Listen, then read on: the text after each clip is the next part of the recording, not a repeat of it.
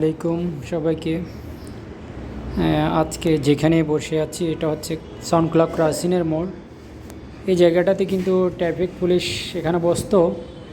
তারা চাঁদা নিয়ে এবং ড্রাইভারদের থেকে হাতিয়ে যে টাকাটা নিয়ে আসতো ওখানে বসে বসে তারা ভাগ বন্টন করতো এবং ড্যাশও করতো। কিন্তু সেই জায়গাটা একটু পিছনের দিকে দেখেন, সেই জায়গাটা কিন্তু একেবারে পরিষ্কার করে ফেলছে।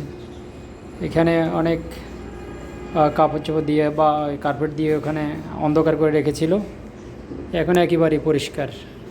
সাউন্ড ক্লাব ক্রাসিনের মোড় একদম পরিষ্কার, দেখতেই পাচ্ছেন।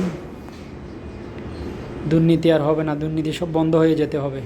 চাঁদা ঘুষ সবগুলো বন্ধ হয়ে যেতে হবে। সামনে কেউ ঘুষ দিবেন না। কালকেও আমাকে একজন পাবলিক বলছে এখানে গাড়ি রাখছেন, টাকা দিতে হবে। হবে কিসের টাকা?